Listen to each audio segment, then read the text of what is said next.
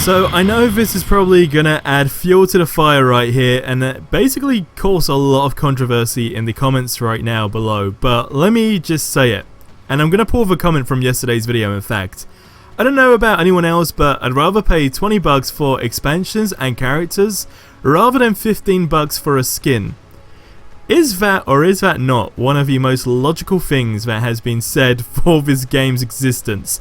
Let me know in the comments below. This is what this video is going to be about. I want to just dive straight into it because I've been saying something along these lines for a very long time and it's still not something that's been put into action, but it's safe to agree, right, and just say that the game's in a very odd position right now where it's running out of options, okay, because there's not a lot of people playing the game and they are solely relying on the marketplace to generate revenue for the game, and if the game doesn't make enough revenue, eventually the big guys will stop funding the game, and as a result the plug will be pulled for the game, which means no more future content for Marvel's Avengers, and it'll be done and dusted, and that'll be the end of the story until we see another Marvel game in hopefully another decade, right? So that is the situation we are in. Now let's just flip the coin for a second.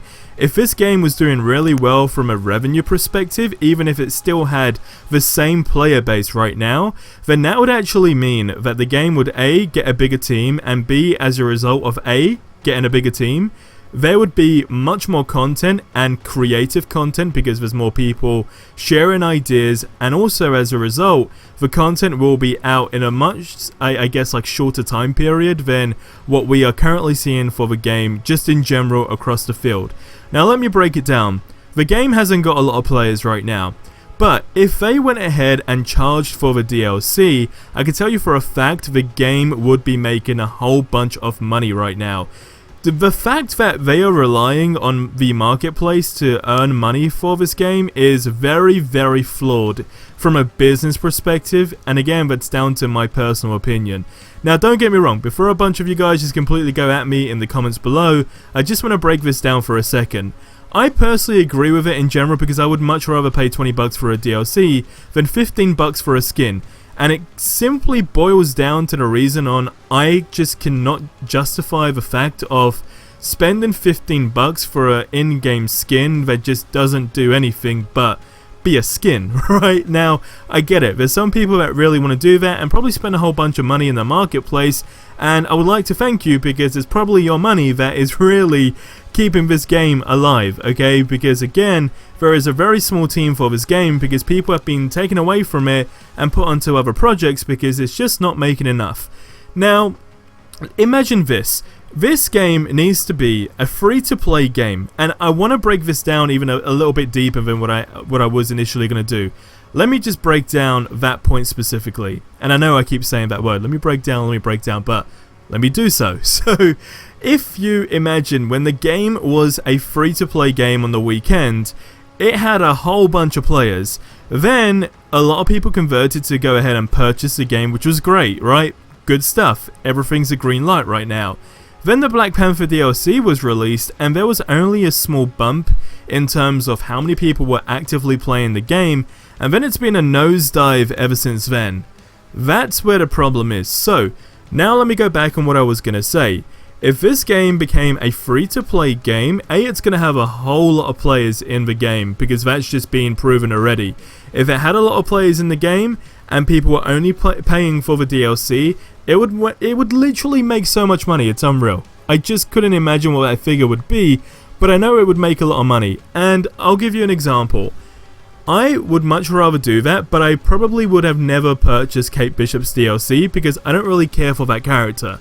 But I would have done it for Hawkeye's DLC, I definitely would have done it for Black Panther's DLC of course, and I'll definitely do it for Spider-Man's DLC, and I don't know, like Winter Soldier for example, and you get where I'm going with this, right? There's a whole bunch of characters that they can implement into this game. Doctor Strange, again another example that I'd quite happily go ahead and spend 20 bucks for each time to get the DLC, because it's a reasonable price and you can justify it, because right now spending 15 bucks on a skin is something that I have done in the past, I'm not gonna lie, but it took me probably like 2 to 3 hours to come to that decision to say, yeah, just go ahead and get it. And even then I felt sick after I'd done that.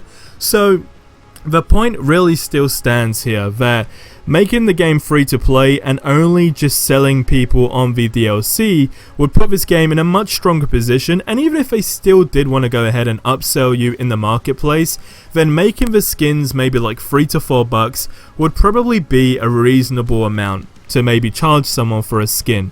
Because at the end of the day, like I said, it's just a skin. But the fact is, that's what really is that fine line on A, the game just getting more content, and B, the plug being pulled. If the game was making a lot of money in that structure that I've just explained, then it would get a much bigger team. They would actually focus on DLC characters that they know people care for the most. Because right now, it feels like some things do just get thrown out there with the hopes of players being actively engaged in the game. But like I said, even if we stood right here and we still said there's a very low player base for this game, but it still was making a lot of money just in those weird time periods where they go ahead and drop a DLC in the game, then that within itself is way more powerful. But I could tell you, even if it was a free-to-play game, that I genuinely do believe there's enough content in the game right now for people to play the game free and be very actively engaged in the whole, events that they do, etc, etc, because it's a free game. And then they just have that option on, do you want the Black Panther DLC, for example? Well, here you go, you can have it for $20, and people would do it. I would do it because it just makes sense. And I know a lot of people will hate the idea that I'm saying that, and don't get me wrong, I love free DLCs, I'm not going to lie, but I don't want to just keep getting free DLCs when I know it's costing the game potentially its future. From a consumer perspective, I would much rather like to support the game by paying $20 for each DLC expansion in order to know that the game financially is doing good and it's in a really good position, which in turn lets me, the consumer, know that there's going to be more content in the very near future and it's going to keep consistently being added into the game. So my question is, I don't know who came up with a decision on, hey, let's just drop free DLCs, which is going to be way more cost effective to go ahead and do because you need the people in place to do it, and we'll just decide to, charge people $15 for a skin that I could be completely wrong on, but sometimes does look like it takes literally a matter of a couple of minutes to go ahead and make, because we're talking recolors, right? Sometimes the skins are good, sometimes the skins are bad, but most times they are more bad than they are good. So I hope that just clarifies everything. That basically puts everything into a nutshell on where we stand right now. And again, I'm simply talking from a consumer perspective. If they literally said, hey, we're gonna, still fund the game for the next, 3-4 years, then yes, I would still like free DLCs, because then who wants to pay for something if you can get it for free, is what I'm trying to say.